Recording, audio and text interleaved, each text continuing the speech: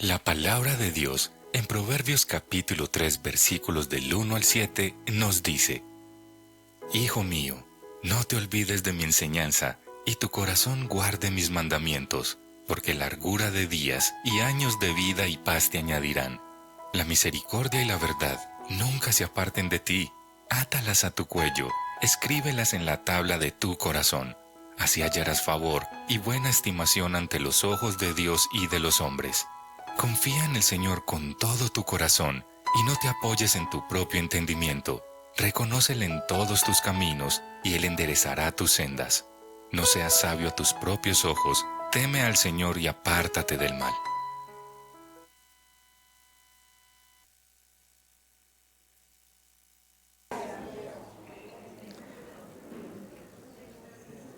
A ver si, ahí sí. Repitamos. Buenos días. Eso, con ese entusiasmo, con esa alegría. Qué gusto verles esta mañana, pero qué gusto y qué privilegio es poder compartir la palabra del Señor con ustedes. Nosotros estamos ya prácticamente muy cerquita, como dicen en latín, ad portas, de terminar nuestra serie de la justicia de Dios impartida en el Evangelio de la carta a los Romanos. Quisiera comenzar con mencionar que las dos grandes pasiones del apóstol Pablo pueden resumirse en dos frases: la unidad del Evangelio dentro de la iglesia y la misión del Evangelio para el mundo. Digamos que eso es lo que puede resumir las pasiones de este hombre. Y el enfoque de estos dos grandes temas, tanto unidad y misión, es lo que vemos hacia el cierre de su carta, precisamente en la carta que dirige a sus hermanos de Roma, en este capítulo 15. El pasaje de hoy nos permite ver varios aspectos clave en la forma en la que el misionero Pablo, ¿sí? El misionero Pablo desarrolló su ministerio. En un sentido, estos versículos, vamos a estar en los versículos 22 al 33, Romanos 15, 22 al 33, no contienen tanta doctrina como otros pasajes de la carta, o aún inclusive como otros textos. Hay textos de Pablo en los que uno puede ver al doctor de la ley, ahí, un hombre con un conocimiento profundo, el gran teólogo, ¿no es cierto? Pero no es la realidad en estos pasajes. Sin embargo, sí nos dejan ver mucho de lo que es la misionología del apóstol, de la calidad de servicio a Cristo y de la importancia que para este hombre tuvo el relacionarse con los hermanos de la fe. Un hombre que fue transformado por el Evangelio de Jesucristo, que hizo del Evangelio el centro de su existencia y que vivió en completa misión, predicando a Cristo gran parte de su vida. ¿Sí? De manera que entonces, oremos, hermanos, antes de leer el pasaje. Señor, quiero darte muchas gracias, Padre, por convocarnos nuevamente, Señor, este día para escuchar el sabio consejo de tu palabra, Señor. Gracias, Señor, porque tu palabra, Señor, para nosotros es vida en nuestra vida, Señor. Hoy te rogamos, Dios, que lo que tengas que desaprender de nuestro corazón, lo que tengas que sacar, quitar, por favor, sácalo. Y Señor, te rogamos y te suplicamos que lo que proceda de ti, lo que de honra y glorifique tu nombre, lo que sea para nuestra edificación y crecimiento, Señor, asiéntalo en nuestro corazón con firmeza, Señor. Afírmalo. No sé en qué condición llega cada uno de mis hermanos y de mis hermanas. Por eso te ruego que a cada uno, Señor, conforme a lo que tú conoces, conforme a lo que esa persona necesita, entonces provéelo, Señor, por medio de tu predicación. Si es consuelo, consuélala. Si es exhortación, exhórtanos. Si es fortaleza, fortalécenos, Señor. Pero te ruego y te suplico que no permitas que de aquí salgamos como si nada. No, Señor. No. Te ruego para que inquietes el corazón de cada uno de nosotros por estas cosas maravillosas que nos da tu palabra. Y una vez más, al vaso frágil que usas para exponerla, Señor, quien confiesa que es un hombre que necesita mucho de ti, que en muchos sentidos es insuficiente e incapaz, Señor, te ruego que le permitas bajar de esta tarima, Señor, en la misma forma que subió, en bendición. Pero también te pido para él que cada palabra que exprese con su boca, cada pensamiento que salga de su corazón, Señor, sean sujetos completamente a la voluntad en Cristo Jesús. Amén. Amén. Bien, ya estamos ahí, Romanos 15, 22 al 33. Perfecto. Dice entonces la Escritura: por esta razón, muchas veces me he visto impedido de ir a ustedes. Pero ahora, no quedando ya más lugares para mí en estas regiones, y puesto que por muchos años he tenido un gran deseo de ir a ustedes, cuando vaya a España, los visitaré. Porque espero verlos al pasar y que me ayuden a continuar hacia allá, después de que haya disfrutado un poco de su compañía. Pero ahora voy a Jerusalén para el servicio de los santos, pues Macedonia y Acaya han tenido a bien hacer una colecta para los pobres de entre los santos que están en Jerusalén. Sí, tuvieron a bien hacerlo, y a la verdad que están en deuda con ellos. Porque si los gentiles han participado de sus bienes espirituales, también están obligados a servir a los santos en los bienes materiales. Así que cuando haya cumplido esto y les haya entregado esta ofrenda, iré a España, llegando de paso a verlos. Y sé que cuando vaya a ustedes, iré en la plenitud de la bendición de Cristo. Les ruego, hermanos, por nuestro Señor Jesucristo y por el amor del Espíritu, que se esfuercen juntamente conmigo en sus oraciones a Dios por mí, para que sea librado de los que son desobedientes en Judea, y que mi servicio a Jerusalén sea aceptable a los santos, y para que con gozo llegue a ustedes por la voluntad de Dios y encuentre confortante reposo con ustedes. El Dios de paz sea con todos ustedes. Amén. Qué belleza, ¿no? Qué manera, qué prestancia la del apóstol para escribirle a estos hermanos en Roma. Hemos titulado el mensaje de este día un legado de servicio y comunión, y proponemos abordarlo desde dos aspectos. Uno, un desvío con propósito. El primero es un desvío con propósito y el segundo, compañerismo en la lucha y en el descanso. ¿Sí? Un desvío con propósito y compañerismo en la lucha y en el descanso. Entremos entonces en materia de una vez. Primer punto, un desvío con propósito. Antes de analizar lo particular del desvío de Pablo en su viaje, comencemos por resaltar un hecho que podemos ver en lo que él afirma. Usted está ahí conmigo en la escritura, ¿cierto? No la ha cerrado ni la ha apagado. Bien, vea usted lo que dice este hombre en el versículo 19 en la parte B. Dice: de manera que desde Jerusalén y por los alrededores hasta el Ilírico he predicado en toda su plenitud el evangelio de Cristo.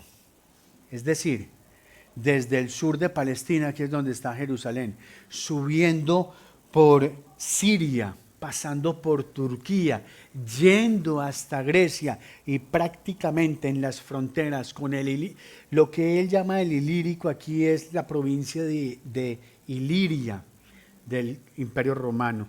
Hoy es Yugoslavia, o pues lo que queda de ella, básicamente es Bosnia, Herzegovina y todo ese tipo de cosas, hasta la frontera con el Ilírico. Pablo fue y predicó la plenitud del Evangelio. Y Pablo dice que terminó su trabajo evangelístico allí. Y es más, y no solamente dice eso, sino que dice que lo acabó. Y hace una declaración tremenda en el versículo 23. Si usted me puede seguir ahí. Fíjese lo que dice: no quedando ya más lugares para mí en estas regiones. Wow. ¿Serio, Pablo? De verdad. No quedando nada más que evangelizar, no quedando nada más en donde predicar. Ahora, sabemos que muchas personas necesitan ser evangelizadas, porque precisamente Pablo le escribió a Timoteo desde Éfeso siguiente. Dice el texto allí, lo reconviene y le dice: haz el trabajo de un evangelista, cumple tu ministerio. Entonces, ¿cómo puede Pablo decir que terminó su obra de evangelización cuando había cientos de aldeas y miles de personas que todavía necesitaban ser alcanzadas por el evangelio? De hecho, a 2000 años de distancia de estos hechos, hay gente en la cuadra donde nosotros vivimos que necesita ser alcanzada por el evangelio. Esto no lo podemos ni siquiera decir nosotros. A 2000 años. Y es a escasos unos años de comenzar el evangelio. La evangelización ya dice que está listo, ya no queda nada más. Interesante, ¿no? Muy bien, el asunto aquí, hermanos, tiene que ver con el tipo de ministerio que ejercía Pablo. Eso es lo que nos da una luz aquí para poder encontrarle razón a lo que él nos está diciendo. Y esto es el punto. Pablo era un misionero urbano. Eso es lo que era Pablo, un misionero urbano. Su estrategia fue ir a todas las ciudades grandes e influyentes del imperio.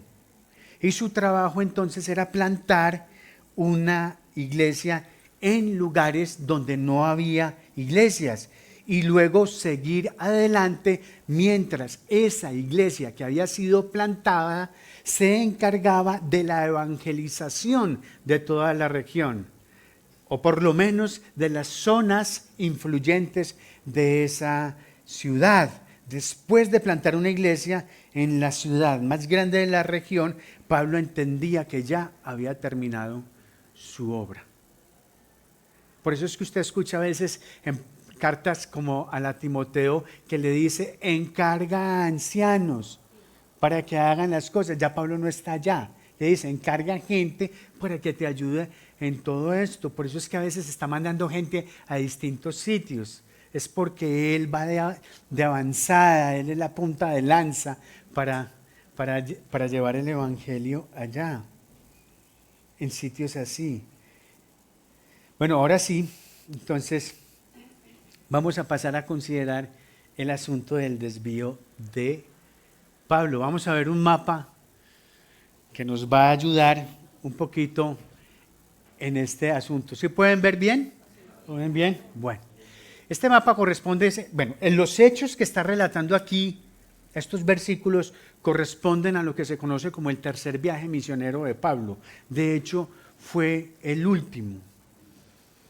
Entonces Pablo comienza ese viaje en Antioquía. La línea verde nos está mostrando el recorrido de evangelización de Pablo. Este mapa le hicimos una modificación porque así como está no se encuentra. Tengo que agradecer a mi amada esposa que se volvió ya también cartógrafa aquí e impregnó el toque ahí en la línea de Jerusalén a Roma. Usted ve ese rosado divino que está ahí. Gracias, gracias hija por todo este trabajo. Entonces este hombre arranca en Antioquía y usted ve Antioquía y ve ahí Tarso, Derbe, Listra, Iconio, ¿sí? Mileto, Éfeso, Troas, Filipos, y él está llevando y predicando el evangelio. Va a Tesalónica, Berea, baja a Atenas y luego llega a Corinto, ¿sí?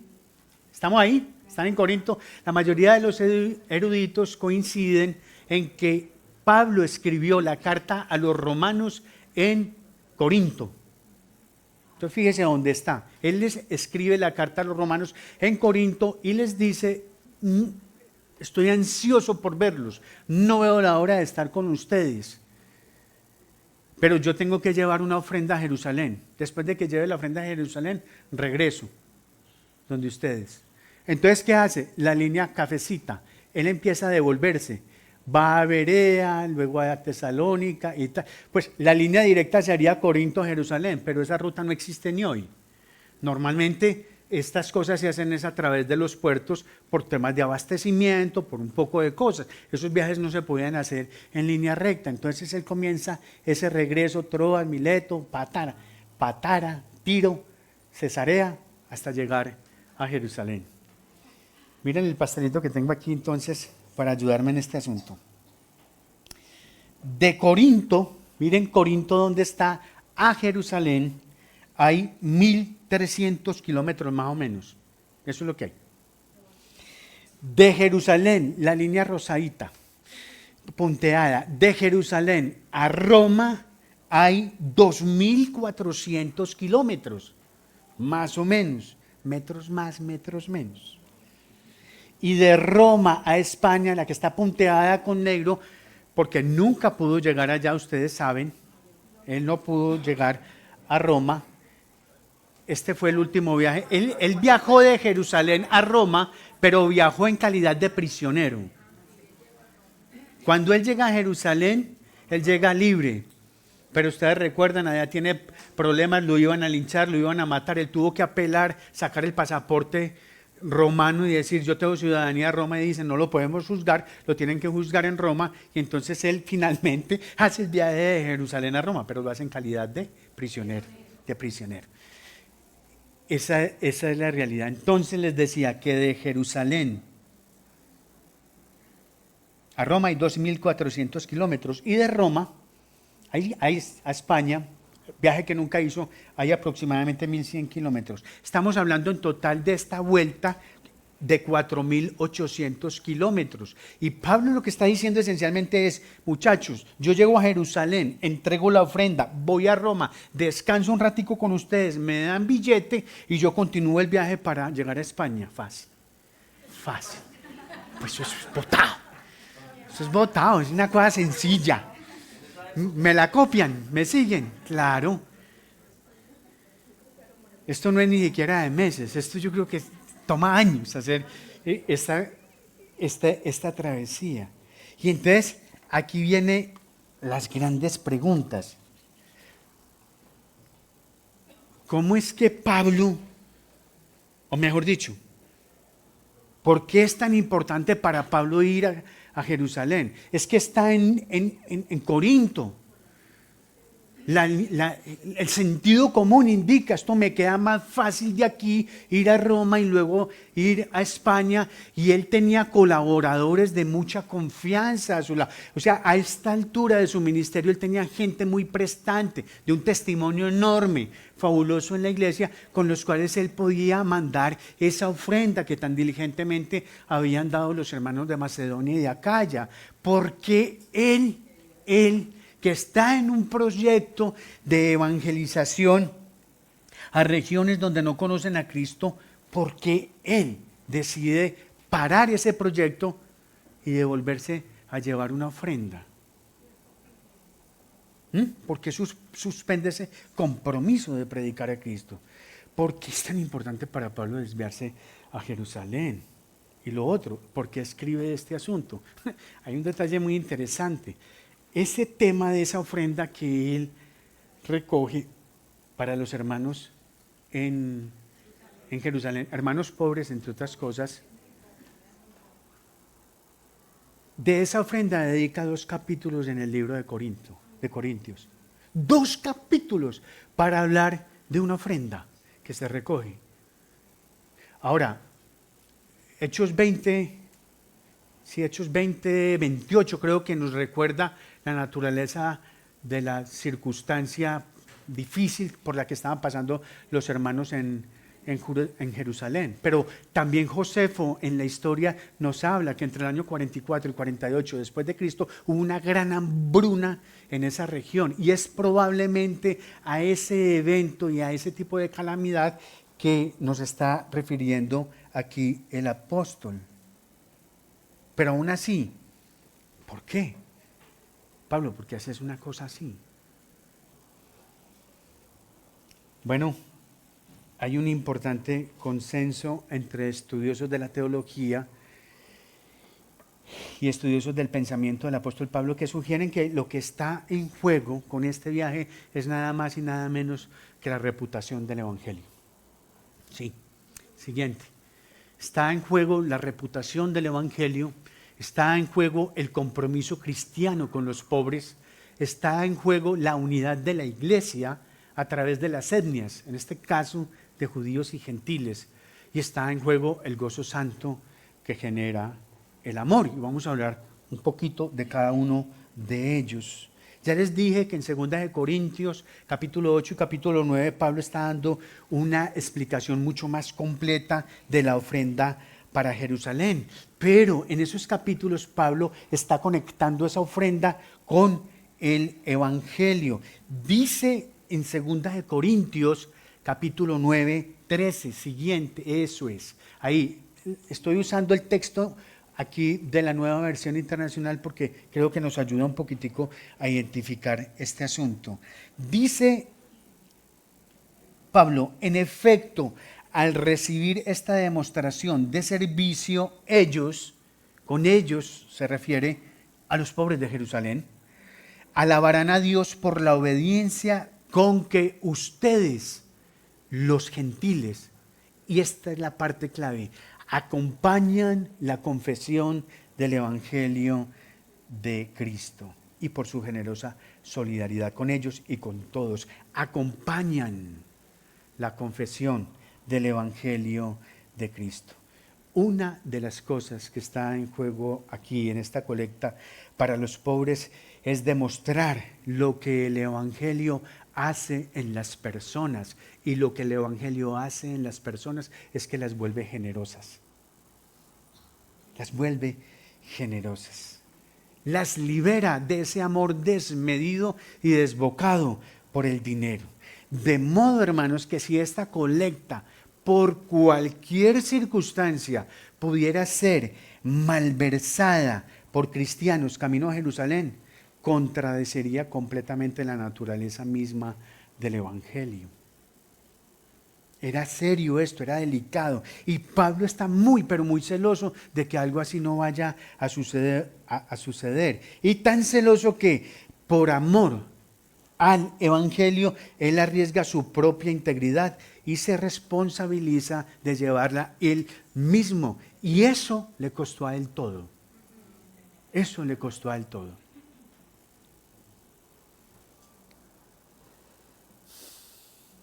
Y aquí viene la primera pregunta, como para que nos vayamos reflexionando en nuestro caminar, en cómo es que nosotros entendemos estas cosas.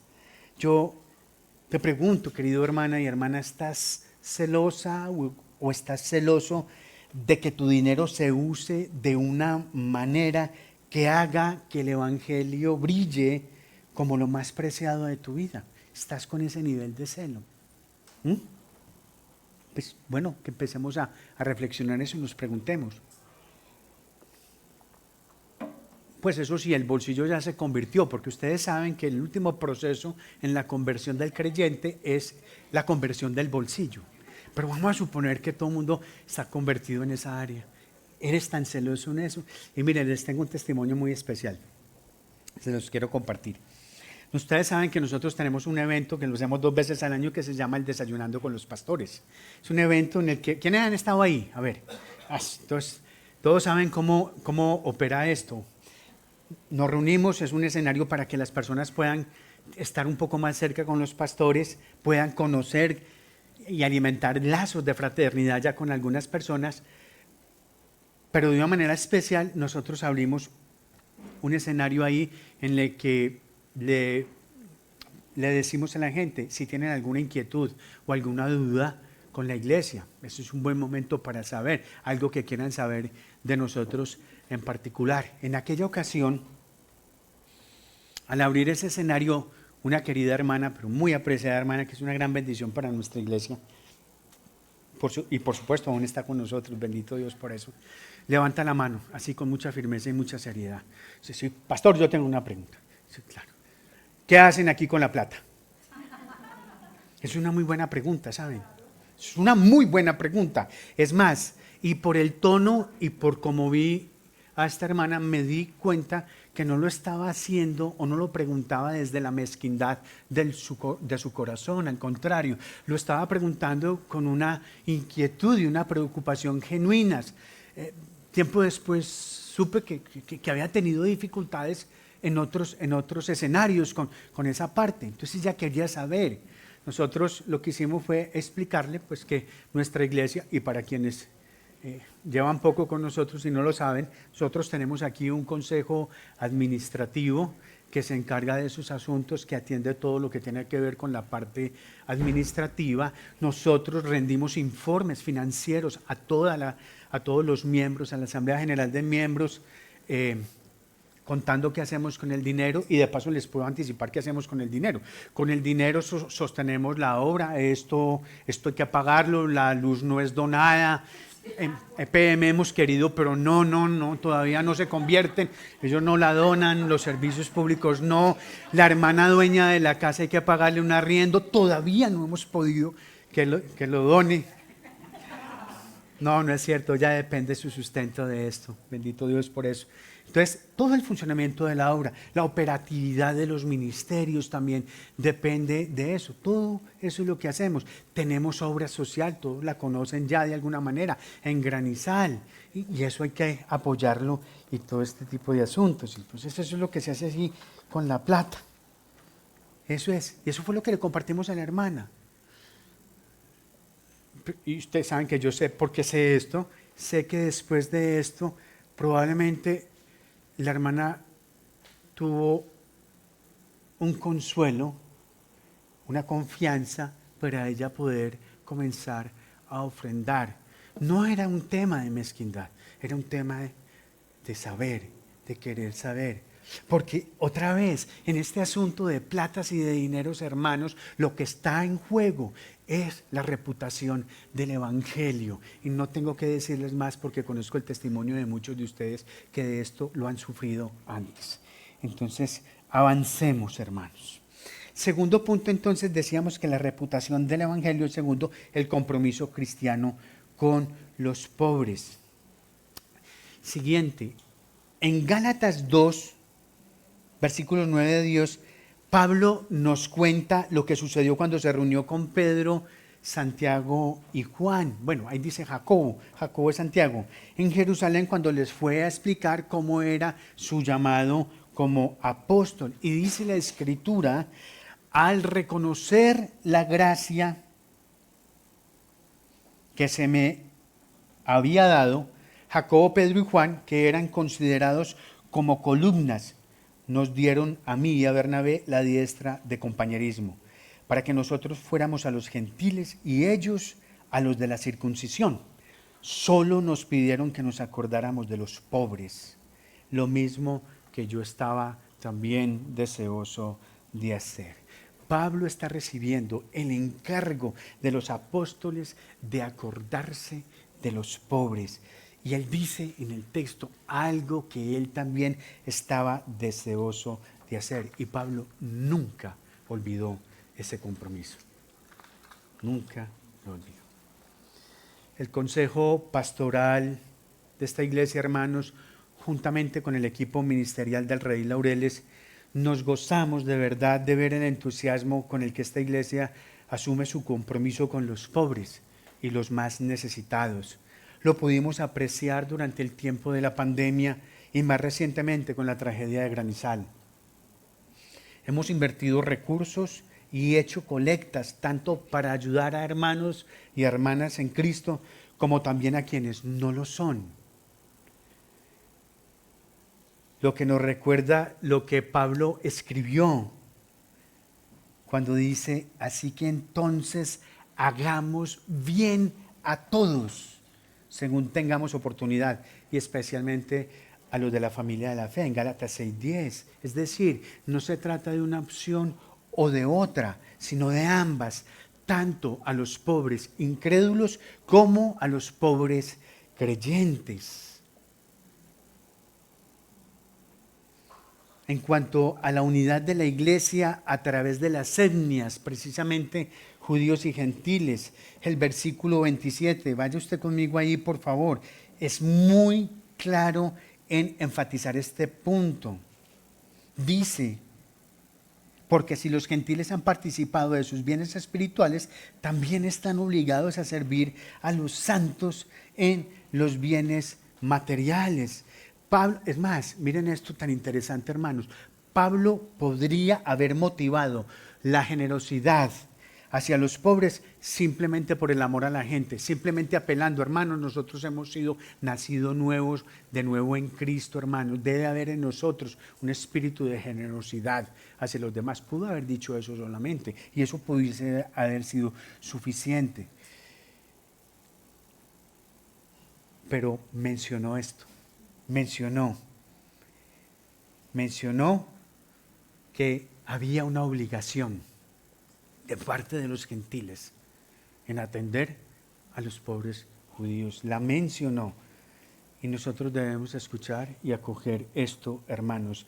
Pablo tiene la responsabilidad de que tanto gentiles como judíos sean uno solo en Cristo, no dos pueblos, uno solo en Cristo.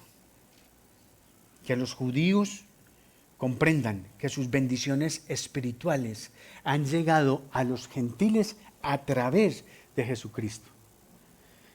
Y que los gentiles comprendan que el pacto de Dios con Israel es la fuente de su vida. Hermanos, ojo a esto, no en vano Jesús dijo en Juan capítulo 4, versículo 22, la salvación viene de los judíos. Eso lo afirmó Jesús. Juan 4:22. La salvación viene de los judíos. Y mucho cuidado, hermanos. Nuestro Salvador, con mayúscula, es el Mesías judío. Y yo tengo que afirmar eso en este momento en que estamos universalizando todo y todo. La salvación viene de los judíos, lo dijo el Señor, y nuestro Salvador es el Mesías judío. Aún más, aquí hay dos verdades que deben acabar con cualquier tipo de orgullo étnico. Una es que los gentiles no deben vanagloriarse de los judíos, al contrario, deben procurar la salvación del pueblo judío y gozarse por su unidad con quienes, por supuesto, abracen a Jesús. Sí, porque ser judío no es una patente de corso para hacer lo que me da la gana. No. Debo ser judío y creer en Cristo. Por si acaso. Pero tampoco los judíos deben jactarse de su herencia como pueblo privilegiado, porque el Mesías da esa herencia libremente a todo el que cree en él. Así es. Así que, amada iglesia del Redil Laureles, cuidémonos, hermanos, cuidémonos del orgullo y de los prejuicios étnicos. Hermanos, amemos la unidad y la diversidad étnica de la iglesia. Eso es una tremenda, pero una tremenda riqueza para nosotros. Y saben, eso también es una característica del cristianismo. Usted no ve mucho de esto en muchas otras religiones, pero sí lo puede apreciar. completamente en la familia de la fe, en la iglesia del Señor Jesucristo. En última instancia, quiero hablar del gozo santo que genera amor. Pablo se desvió 3.000 kilómetros para mostrar que el gozo santo es la raíz de esta ofrenda y es la raíz del amor. Fíjense lo que dice versículo 26. En versículo 26 él dice, tuvieron a bien hacerlo. Él afirma eso ahí. Y en el versículo 27 dice, leí mal. El versículo 26 dice, han tenido a bien hacer. Así dice el versículo 26. En el 27 se dice, tuvieron a bien hacerlo. Eso significa, entre otras cosas, hermanos, que Pablo no tuvo ninguna obligación de pedir nada. Eso quiere decir que las personas lo dieron porque quisieron, lo hicieron con gusto. Y Pablo precisamente en 2 de Corintios capítulo 8 versículo 2 enfatiza la generosidad de los macedonios diciendo esto, miren en pantalla, en medio de las pruebas más difíciles, ojo a eso, su desbordante alegría. No era una mueca de risa, no era, no, desbordante alegría y su extrema pobreza abundaron en rica generosidad. Estoy usando la versión internacional ahí nuevamente. Incluso unos versículos adelante, en el versículo 4 dice, rogándonos con insistencia que les concediéramos el privilegio de tomar parte en esta ayuda para los creyentes. Miren, es que no era una iglesia rica, es que no es rica. Usted piensa que hay que dar es porque no. Usted da lo que tiene. Estos hermanos estaban en una extremada pobreza. Y en medio de esa pobreza, ellos ahondaron con rica generosidad. Es más, y rogaron con insistencia que les concedieran ese privilegio. Sin embargo, Pablo, en Romanos 15 y en el versículo 27, les dice claramente, a la verdad, ustedes están en deuda con ellos. Es decir, dar a los cristianos judíos pobres de Jerusalén era a la vez tanto placer como un deber. Y no hay necesariamente ningún tipo de conflicto entre el deber y el deleite. Es posible amar, hacer lo que se debe hacer. Es posible hacer eso con amor. De hecho, esa es precisamente el tipo de alegría que nosotros debemos alimentar en nuestras vidas. Pablo amaba así y por eso se desvió 3.000 kilómetros de su camino. Quiero cerrar este primer punto indicando que estos versículos del 22 al 29 nos dejan profundas enseñanzas a nosotros en cómo vivir la iglesia. Debemos velar por la reputación del Evangelio, no solo como testimonio dentro de la iglesia, sino también a esta sociedad beligerante que está en contra de Dios. Debemos, hermanos, cuidar a los pobres y pedirle a Dios que nos dé un tipo de corazón con esa sensibilidad por el necesitado, por la persona que está en situación de pobreza. Debemos amar, hermanos, la unidad de la iglesia y toda su diversidad étnica y regocijémonos en el hecho de que en Cristo hay un solo pueblo, no dos, un solo pueblo. Y aceptemos, hermanos, la verdad gloriosa de que cuando nosotros nacemos de nuevo en el Espíritu de Dios y valoramos a Cristo, quien murió por nosotros, por encima de todas las cosas, entonces nosotros comenzamos a cambiar. Nuestro corazón es transformado y entonces nosotros podemos deleitarnos en hacer lo que es nuestro deber. Y lo podemos hacer con gozo y con alegría. Eso, hermanos, es el gozo santo. Y ese gozo dura para siempre. ¿Sí? Amén. Vamos al segundo punto entonces, hermanos, que tiene que ver con el compañerismo en la lucha y en el descanso. Los siguientes versículos del 22 al 33. En el Redil Laureles nosotros reflexionamos mucho sobre cómo la sana doctrina bíblica y las relaciones personales afectuosas se entrelazan, cómo la teología correcta se conecta con el amor hacia las personas. Eso hablamos mucho aquí en nuestras reuniones de trabajo pastoral y con los ministerios. Básicamente, la cultura de cuidado que hemos enfatizado estos años apunta a esas dos realidades. Nosotros ahora mismo nos encontramos en ¿qué? En la temporada de rebaños, ¿no? Que es la iglesia en casa. Nosotros fomentamos estos rebaños y los consideramos como una de las tareas más importantes que realizamos para cumplir con el mandato divino de atender a todo el rebaño, como lo declara Hechos capítulo 20, en el versículo 28. Creemos que una forma de describir nuestra labor es como dice Efesios en el capítulo 4, en el versículo 12, y abro comillas ahí, capacitar a los santos para la obra del ministerio. Capacitar a los santos para la obra del ministerio. En otras palabras, parte de nuestra responsabilidad, y mírenlo en pantalla, parte de nuestra responsabilidad es atender a todo el rebaño, ayudando al rebaño a atender al rebaño. ¿Sí la entiendes? ¿Sí la coge? Nuestra responsabilidad es ayudarle a todos ustedes a atenderse todos. ¿A través de qué? De los rebaños. A través de los rebaños. Esa es parte de nuestra responsabilidad.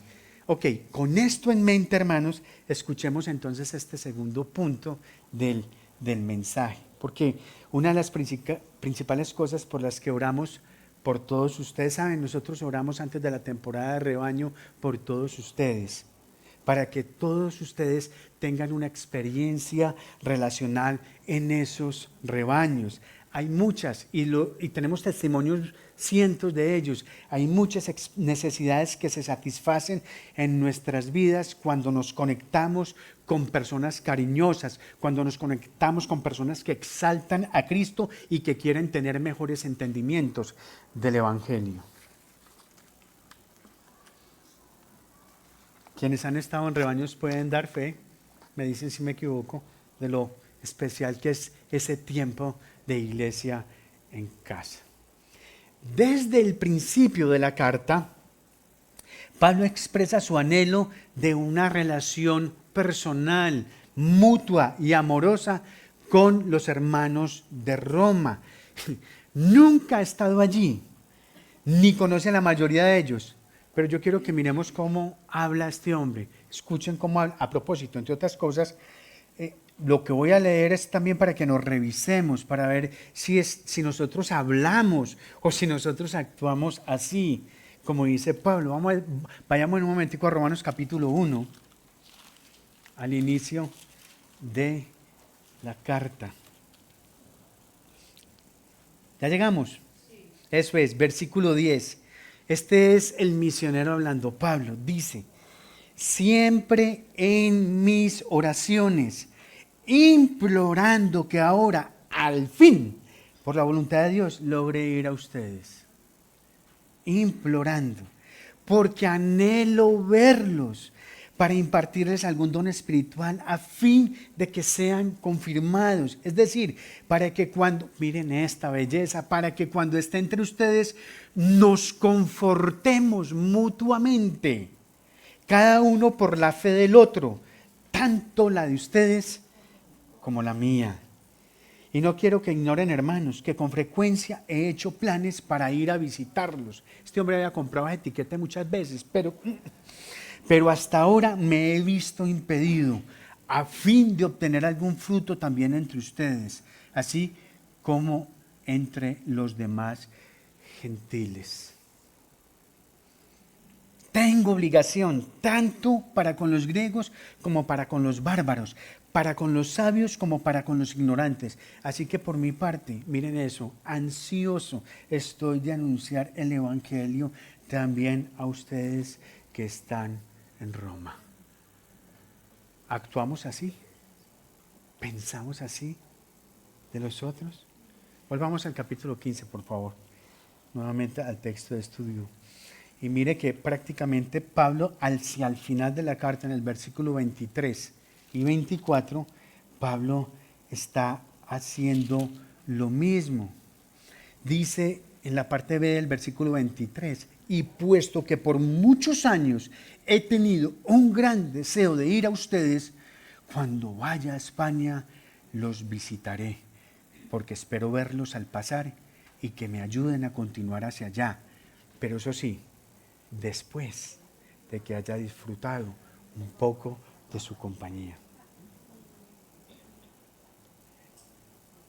Pablo está enfatizando, hermanos, que él quiere un tipo de relación personal, amorosa y orientada a la misión con ellos. Pero ¿cómo la quiere? Después de poder pasar un tiempo con ellos. Hermanos, a Pablo no le daba pena decir que parte de la plenitud de su disfrute de Dios provenía de las relaciones precisamente con los hijos de Dios. Porque la verdad es que vemos más de Dios, conocemos más de Dios y disfrutamos más de Dios cuando vivimos esa relación con su iglesia. Hay quienes que intentan vivir su fe como ermitaños, solos, sin compartir con nadie. Hay algunos que llegan, se termina la celebración y salen despavoridos, hermano. El tinto y la aromática es gratis por si acaso, hermano. No sé, ya no nadie te va a pedir. Hermano, ni siquiera oramos, aquí no pedimos por las ofrendas ni nada de esas cosas. Tranquilo, suave, suave. Cógela suave, como dice el costeño, cógela suave. Comparte, hable, hermanos. No. Es que nuestra fe no es de ermitaños, nuestra fe no es de soledades ni de solitarios. La propuesta del cristianismo desde los inicios siempre ha sido comunitaria, siempre ha sido vivirla conjuntamente. Esa es la verdad. Ahora vamos a centrarnos en dos observaciones sencillas y maravillosas relacionadas con la vida en los rebaños, o con la vida en los grupos pequeños, o en las células de oración, o en las comunidades misionales. A esto le llaman de diversas maneras en distintas eclesiologías, ¿no? Pero nosotros le llamamos rebaños. Ahora, déjenme hacer una claridad. Nosotros sabemos que Pablo no se relaciona con los romanos como si fueran miembros de su rebaño, ni él es el facilitador del rebaño de los romanos, no. Para empezar, porque pues no solamente está aquí a miles de kilómetros de distancia, sino que tampoco conoce la mayoría de ellos. Pero el punto que queremos enfatizar aquí es ver el deseo de Pablo en relación con los creyentes romanos como algo que se debería experimentar en los grupos pequeños. Si Pablo quiere experimentar ese tipo de relación fraterna, conjunta, quiere experimentar ese nivel de compañía con unas gentes que él prácticamente no conoce, a una iglesia a la que nunca ha ido, hermano, cuánto más deberíamos nosotros anhelar y experimentar ese tipo de relaciones en nuestros rebaños, en nuestros grupos pequeños. Miren lo que dice el versículo 30 al 32 de la carta. Dice Pablo: les ruego, hermanos, por nuestro Señor Jesucristo y por el amor del Espíritu, que se esfuercen juntamente conmigo en sus oraciones a Dios por mí, para que sea librado de los que son desobedientes en Judea, y que mi servicio a Jerusalén sea aceptable a los santos, y para que con gozo llegue a ustedes por la voluntad de Dios y encuentre confortante reposo con ustedes. Este hombre no está queriendo ir a Roma a regañar a nadie. Él lo único que quiere es la compañía de la familia de fe. Esto es lo que Pablo nos está diciendo ahí. Pablo está anhelando dos cosas de sus amigos en Roma. Quiere que se unan con él en la lucha y quiere unirse a ellos en el descanso. Eso es lo que él quiere. Luchen junto a mí por mi seguridad en Jerusalén y que Dios me conceda poder descansar con alegría junto a ustedes en Roma. Compañeros en la lucha, compañeros en el descanso. Eso es lo que quiere y lo que anhela Pablo. Bueno, y en este punto en particular debemos aclarar que es a vivir ese tipo de experiencias de lucha y de descanso a lo que Cristo nos llama. ¿Sí? Esto de Pablo no es un caso excepcional, esto no es porque sea el apóstol de los gentiles, no, es que así es la vida de todos los seguidores de Jesús. La vida cristiana normal, y corríjanme si estoy equivocado, la vida cristiana normal es luchar y descansar. ¿O no? ¿O no tienen luchas, hermanos? Y no tienen descanso también en Cristo. De modo que veamos lo que Jesús nos dice al respecto en Lucas 13, 24. Dice el Señor: esfuércense por entrar por la puerta estrecha. Y en Romanos 15:30 Pablo nos dice: les ruego, hermanos, por nuestro Señor Jesucristo y por el amor del Espíritu, que se esfuercen juntamente conmigo en sus oraciones a Dios por mí. Esfuércense. Y Jesús explica que ese esfuerzo, que esa lucha es crucial en Mateo 13:14. Miren lo que dice el Señor. Dice: entren por la puerta estrecha, porque ancha es la puerta y amplia es la senda que lleva a la perdición, y muchos son los que entran por ella, pero estrecha es la puerta y angosta la senda que lleva a la vida, y pocos son los que la hallan. Jesús está diciendo, hermanos, que el esfuerzo y la lucha están marcando el camino a la vida. De hecho, él mismo lo afirma en Juan capítulo 12, 25. Él dice: el que ama su vida la pierde. Y el que ¿qué? Y el que aborrece su vida en este mundo la conservará para vida eterna. El camino que lleva a la vida es un camino de mucha abnegación, es un camino de negación, porque muchos de nuestros deseos como pecadores, hermanos, son espiritualmente suicidas, completamente suicidas. Así que la vida es guerra y la victoria siempre implica luchar. Si te desvías del camino angosto que lleva a la vida, pones en peligro tu alma. Es lo que el Señor nos está diciendo aquí. Pero esa no es toda la historia. Esa no es toda la historia. Jesús también dijo en Mateo 11, y este es de los pasajes que a mí particularmente me ha dado un gran alivio y un descanso en momentos aciagos de mi vida. ¿Qué le parece si lo leemos juntos? Lo leemos juntos, nos aventamos, el último que nos vamos, ¿le hacemos? Listo, vamos a la 1, a las 2 y a las 3. Vengan a mí todos los que están cansados y cargados, y yo los haré descansar. Tomen mi yugo sobre ustedes y aprendan de mí, que yo soy manso y humilde de corazón, y hallarán descanso para sus almas, porque mi yugo es fácil y mi carga ligera. Amén. Descanso para sus almas, yugo suave, carga ligera. Eso es, hermanos, lo que significa seguir a Jesús. Descanso. Ahí están, pues, mis queridos, las dos descripciones de la vida cristiana: lucha y descanso. Esfuérzate por entrar por la puerta estrecha. La vida es guerra. Pablo nos dice: pelea. la buena batalla, lucha. Pero también dice el Señor, y vengan a mí, ustedes, los que están cansados, y descansen. Mi yugo es fácil y mi carga ligera.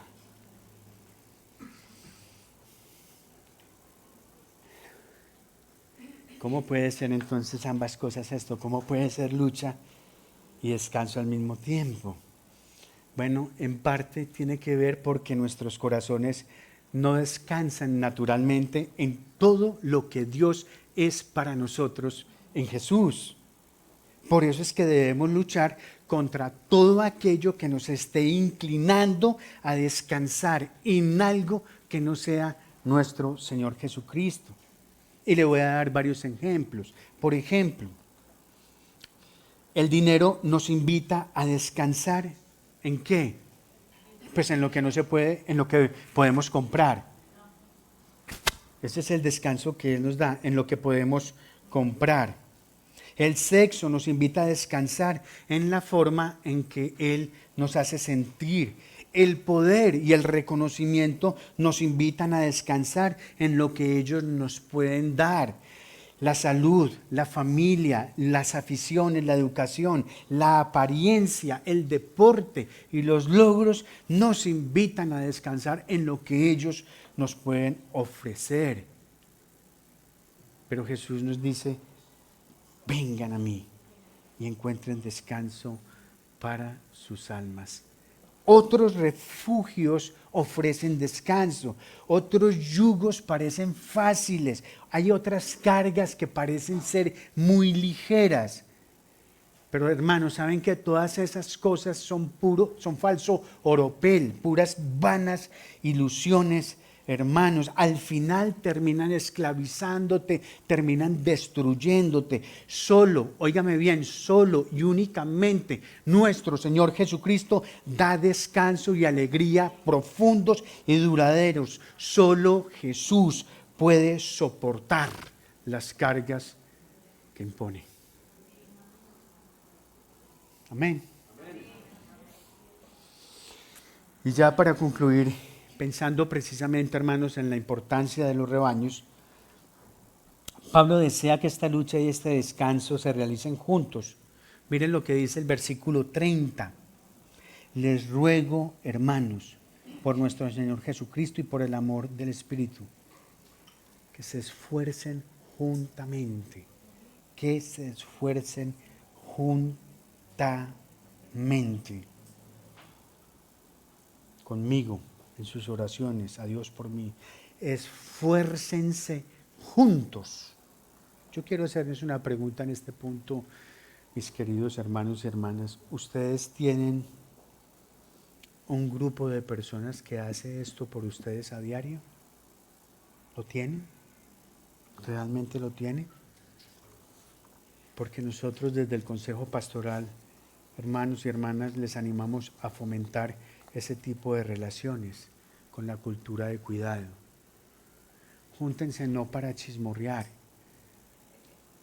júntense no como tertuliadero, júntense no para ver Netflix, júntense para sobrellevar las cargas. Es que la lucha no es fácil. Y yo sé, conozco a algunos de ustedes personalmente y sé que están pasando por verdes y verdes, no maduras, verdes, por cosas muy verdes. Y es importante, fundamental, poder tener la compañía. Nosotros anhelamos que cada miembro del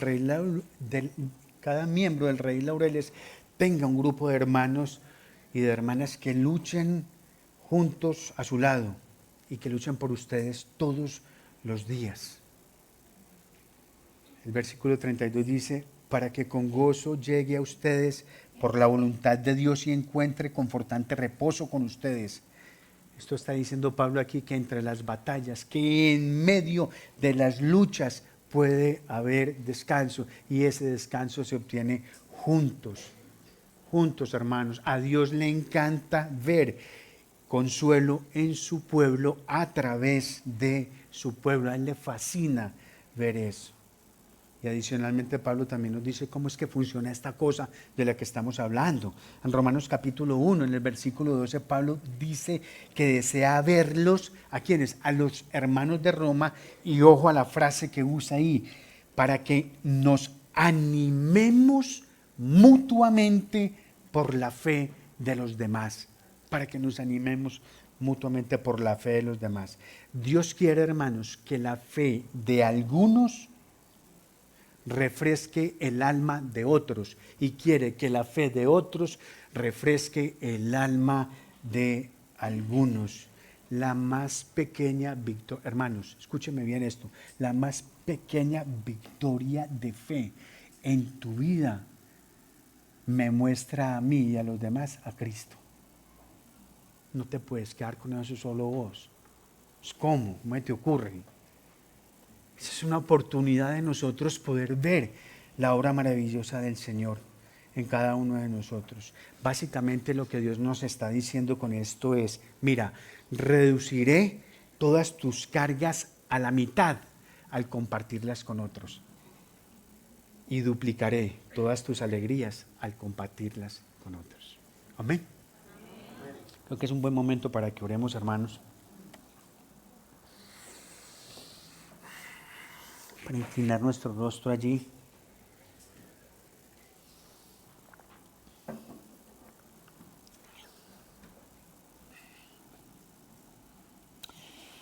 Señor, bendito Dios, alabado seas, Señor de los cielos. Cuán grande eres, Señor, cuán majestuoso y maravilloso, Señor. Qué privilegio tan grande, Señor, nosotros haber sido alcanzados por ti. Señor, este día, Señor, queremos afirmar que nosotros nos apoyamos en ti, Señor, porque tú eres nuestro escudo, tú eres nuestro defensor, Señor. Nosotros no salimos solos contra el enemigo. Nosotros podemos luchar y somos fuertes en tu fuerza y estamos seguros, Señor, de tu preciosa y tierna protección. Por eso es que nos apoyamos en ti y en tu nombre marchamos. Vamos a luchar apoyados en nuestro escudo y en nuestra fortaleza que eres tú. Señor, danos precisamente esa fortaleza para resistir todo aquello que quiera arrebatarnos el descanso que solo es posible en tu precioso Hijo Jesucristo. Ayúdanos a no desviar la mirada del autor y consumador de nuestra fe. Señor, agita nuestra mente y nuestro corazón para conocerte más a través de tu palabra. Y Señor, como iglesia, te rogamos que apartes de nosotros cualquier destello de apatía y de falta de interés que quiera oscurecer el evangelio del servicio y la comunión que encarnó tu Hijo amado mientras estuvo con nosotros y que dejó como un legado a tu amada iglesia. Ayúdanos también, Señor, como iglesia Redil Laureles, a vivir una comunión y una hermandad con el entusiasmo, la alegría y la entrega con la que inspiró el apóstol Pablo a la iglesia primitiva. Señor, regálanos de ese fuego y permite que éste alumbre hasta encontrarnos contigo nuevamente. Señor, oramos en el nombre del Padre, del Hijo y del Espíritu Santo. Y el pueblo dice, amén. Y voy a pedirte que mantengas este momento de reverencia allí, mientras entonamos cantos de alabanza a nuestro buen Señor. Que alabado sea su nombre.